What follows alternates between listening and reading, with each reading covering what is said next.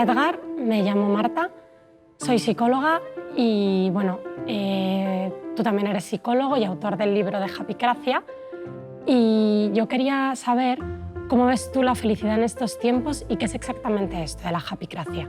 El discurso de la felicidad hoy en día es un discurso bastante simplista en dos sentidos.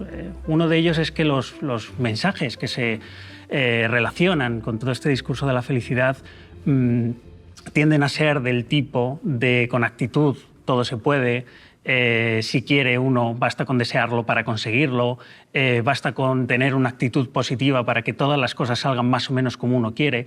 Y bueno, esto no es ni mucho menos así. Obviamente no es tan sencillo, ojalá fuera tan sencillo, pero no es así, lamentablemente. Y creerse estas cosas, el problema es que pueden generar mucha frustración. Creerse que las cosas pueden salir como uno quiere puede hacer perfectamente posible pues, que uno genere expectativas irreales respecto a los posibles resultados que pueda obtener, o también puede hacer que no tome los pasos necesarios para conseguir algo precisamente porque se prefiera conformar con esa imagen ideal que tiene o que se ha creído o que se ha montado, ¿no? También es un tanto simplista en el sentido de que muchas veces los mensajes y los discursos el discurso de la felicidad, las recetas que escuchamos y que estamos permanentemente, digamos, rodeados de ellas, ¿no? En los libros de autoayuda, por ejemplo, en el coaching o en toda esta industria que hay alrededor de la felicidad, tienden a ofrecernos, digamos, recetas, guías, trucos, consejos que son enormemente genéricos. No tienen en cuenta que las personas, de hecho, somos diferentes, tenemos condiciones de vida diferentes, tenemos problemas diferentes y, por tanto, las recetas así de brocha gorda es muy difícil que tiendan a poder resolver un problema con ello, ¿no?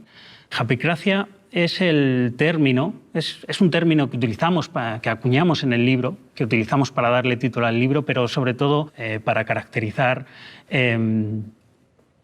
este discurso de la felicidad y sobre todo para analizar cuál es el impacto que tiene este discurso en la sociedad. Este discurso lo que pone por delante la idea de que todo lo que hacemos para que sirva, para que valga, para que le demos valor, para que tenga sentido, tiene que aportarnos de alguna forma algún beneficio, tiene que repercutir en nuestro bienestar, en nuestra satisfacción personal, ¿no?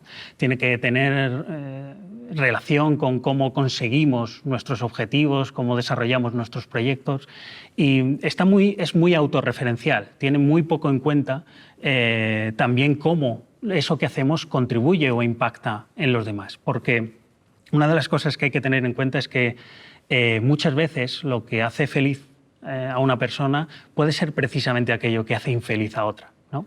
Entonces, normalmente, cuando hablamos de felicidad individual, tenemos que tener en cuenta que lo que hacemos puede ser precisamente un impedimento para que otras personas también obtengan su bienestar o consigan sus objetivos. Y, sin embargo, este discurso de la felicidad siempre es el yo, ¿no? Cómo yo me gestiono, cómo yo consigo mis deseos, cómo yo desarrollo mis metas, cumplo mis objetivos y creo que en ese sentido es un tanto egoísta, un tanto narcisista, ¿no? Demasiado también centrado en la propia persona. Y bueno, y por último diría que el discurso de la felicidad actual es, sobre todo, principalmente un discurso muy consumista. La felicidad es hoy en día un producto de consumo y no un producto de consumo cualquiera, ¿no? Es el producto estrella de toda una industria que dice ofrecernos las claves para que seamos más felices, ¿no?